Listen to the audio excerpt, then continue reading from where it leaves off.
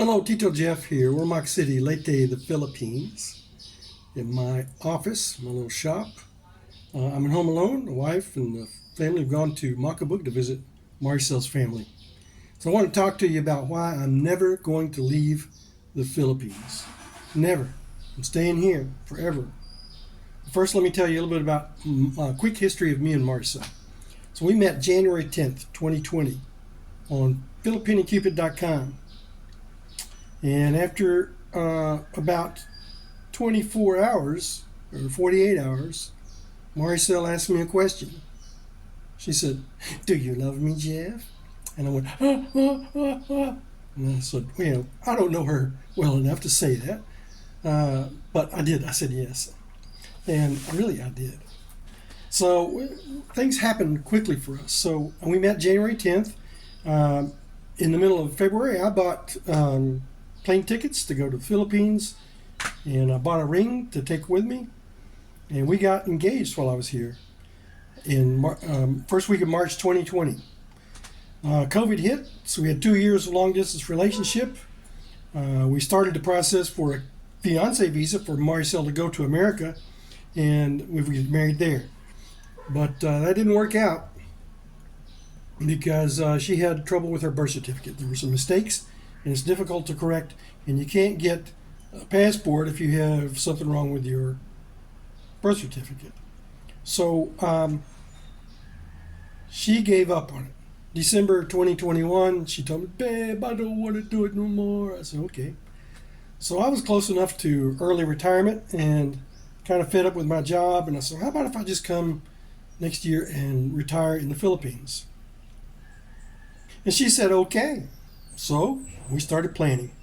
I started selling all my stuff. I got rid of everything. I came here with 3 bags. I put some of my hand tools, mechanic tools, in my bag.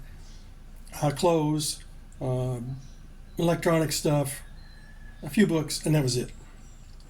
Some family pictures. So in April 2022, I arrived. In May, we bought a house. In July, we got married. September, she was pregnant. In January 2023, we did apply for a marriage visa. We started that process. January 2023, remember that. In April 2023, my son JJ was born. He's 2 years old now. June 26, 2024, I decided to go to America and work and save some money, and you've seen videos about that probably, to save a little money to help pay for the trip home when we got our marriage visa approved. And she got her visa stamp.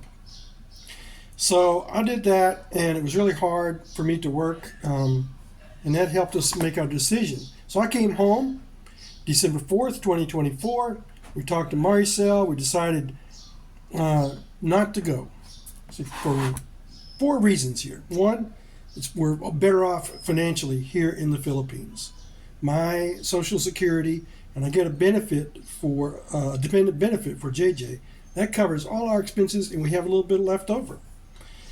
She has her family here. If she went to America, she would be all alone with 1 baby, maybe, and where she's pregnant, so 2 babies at home alone all day long. Because I would have to be working 8 hours a day at minimum.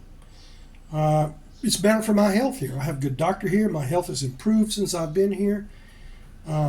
And working would affect my health in America, probably. It's expensive in America. Like I said, our pension here covers everything, but it's expensive to relocate. It would cost us $20,000 just to go back to the States for 3 plane tickets. That would be at least $3,600, maybe $4,000. Ferry ride to Cebu to get the plane. That's about $100. Got to have a hotel when you get to America. You got to have a rental car. You got to have time to find an apartment. So staying in a week for a hotel maybe, and then first and last month's rent, buying furniture, buying household goods, buying a car, things like that. So it would add up, and that money would be gone. So maybe in America I'd have a good enough job that after 5 years of living there we could save some money, but there's no guarantee of that. So we'd be taking a chance.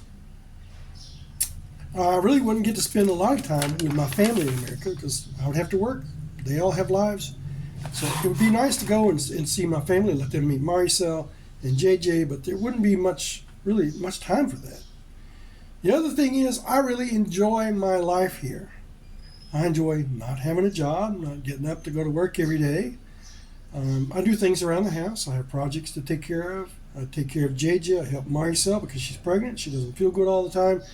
And JJ is a handful, even though we have a housekeeper and she helps take care of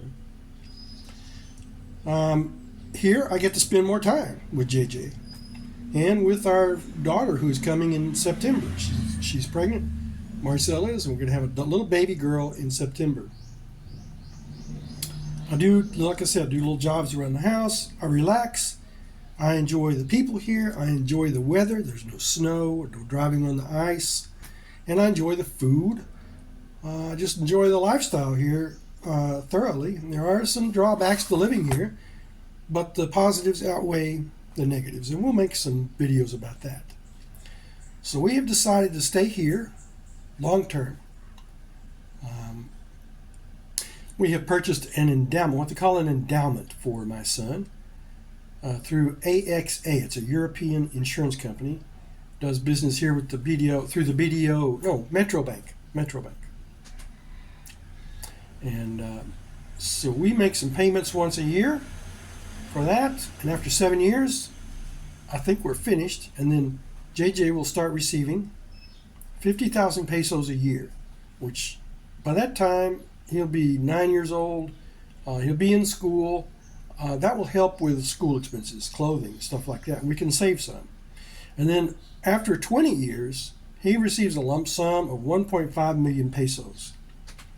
Also, if Maricel were to pass away, we would get 1.5 million pesos. It does not cover me. I can't be insured here in the Philippines. I'm too old. So, like I said, I really like it here. There have been some challenges. I had to learn how to navigate the healthcare system. Sometimes just being patient, waiting in line to pay for things. Some things don't make sense here. Driving has been a big adjustment. I have to be patient. I have to remember that the people here on the road did not have any driver education, like in school, like I did. There's no studying for an exam because most people just pay, and maybe they take the exam. Most people just pay to get their license. Or they don't even have a license. And the way people learn to drive is to watch other people driving on the road, and bad habits just perpetuate themselves. There are no rules of the road here, so that's one of my biggest problems. But like I said, I've learned to be patient and to remember where these people are coming from and to be nice and kind on the road. And to be careful, because it's dangerous out here sometimes. It can be a bad accident if you're not really careful. But we're going to stay here forever and ever, never going back to the United States. I do miss it sometimes. I miss the Mexican restaurants and Chinese food and things like that. I miss seeing my family sometimes because I had an uncle pass away last year. That really hurt not to be able to be there for that funeral and grieve with the family. I miss my brother. I miss things about Kentucky. I'd like to be able to take JJ fishing at Lake Cumberland, fishing from the bank, catching some bluegill. But I've got a fishing spot here for JJ, so we're going to go fishing. Miss the weather sometimes. The fall of the year was my favorite time in Kentucky. I don't miss the snow. I don't miss the ice. But I do miss that season of the year, especially in the fall. Football season. Anyhow, that's it. Staying here. We'll talk to you later. Tito Jeff, Ormoc City, Leyte, the Philippines.